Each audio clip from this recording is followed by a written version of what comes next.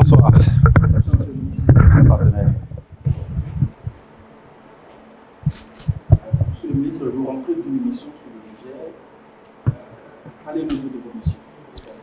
Merci beaucoup. Effectivement, je viens du Niger avec mon secrétaire général et le directeur des hydrocarbures du Bénin.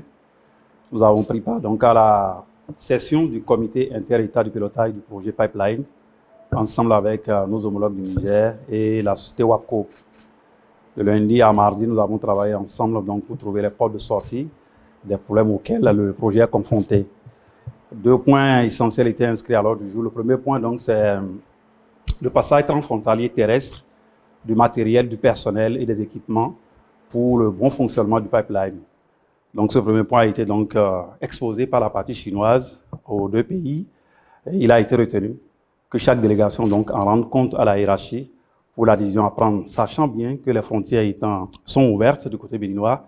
Donc, il a été dit à la partie nigérienne donc, de soumettre le problème donc, au plus haut niveau afin qu'une solution soit trouvée dans les meilleurs délais possibles. Le second sujet, donc, il est relatif à la coordination des activités d'enlèvement et de chargement des navires à la plateforme de Sémin. Là, c'est essentiellement le Bénin et qui a beaucoup de tâches à accomplir là-dessus, en dehors, bien sûr, de la coordination entre les 2 douanes, la douane béninoise et la douane nigérienne. Là également, donc, les équipes seront instruites par les 2 ministres concernés, donc à travers les ministres des Finances, pour que les douanes soient instruites du fait de rapidement signer cet accord qu'il faut pour le déroulement normal des opérations donc, de chargement des navires qui viendront de récupérer le brut nigérien à la plateforme de Sémin. En dehors de ça, j'étais également porteur d'un message du président de la République, son Excellence M. Patrice Talon, à son homologue et frère nigérien, le général de brigade Tiani Abdourahmane, qui n'a pas pu me recevoir pour donc, prendre ce message-là. Voilà donc essentiellement donc, ce qui a été fait lors de ce déplacement à Niamey. Quelle partie était à l'initiative de cette réunion? Comme vous le savez, il avait dit lors de mon point de presse du 15 que c'est la partie chinoise qui a décidé donc de convoquer les 2 parties. Et tous nous avons accepté de prendre part à ce qui a été fait. On a échangé, nous avons été accueillis à l'aéroport par mon homologue et accompagnés également par la même personne. Le général n'a pas pu vous recevoir. Quelle appréciation faites-vous de ça?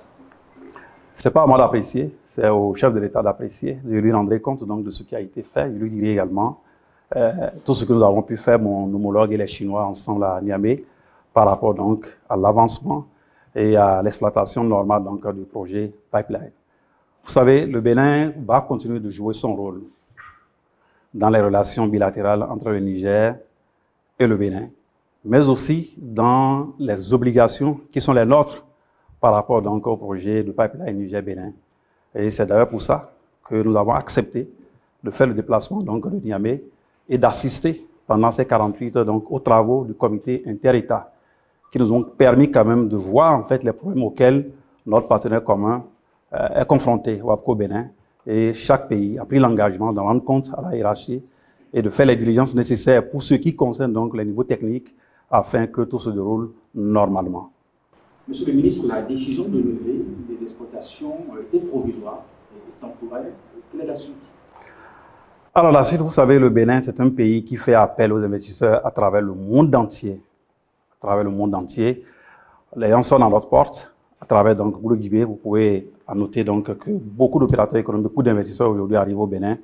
Il faut donner le bon signal, il faut donner le bon exemple pour toute l'Afrique, qu'on peut avoir confiance en notre continent pour investir comme cela se doit, mieux que par le passé.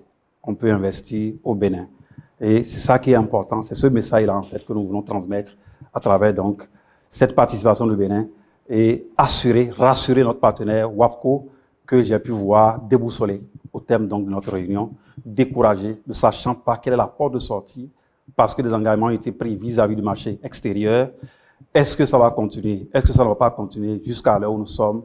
Ils ne savent pas. Donc je rendrai compte donc à qui de droit qui donc verra ce qu'il faut faire pour réellement jouer notre partition du côté du Bénin, afin que l'image qu'on a reflétée jusqu'ici vis-à-vis des partenaires, comment on appelle, les investisseurs étrangers, qu'on puisse donc renforcer cette image-là à travers donc le Bénin et pour toute l'Afrique, parce que l'Afrique est perçue comme ce continent-là à risque. Il ne faudrait pas qu'on continue donc de refléter cette image. Nous travaillons aujourd'hui pour nos enfants, pour nos arrière-petits-fils, pour créer des emplois parce que l'État, en lui seul, ne peut pas. Voilà donc, chers partenaires de la presse, l'essentiel du message que vous êtes en mettre à la presse béninoise avant d'aller rendre compte donc à qui de droit qui m'a envoyé en mission. Merci beaucoup.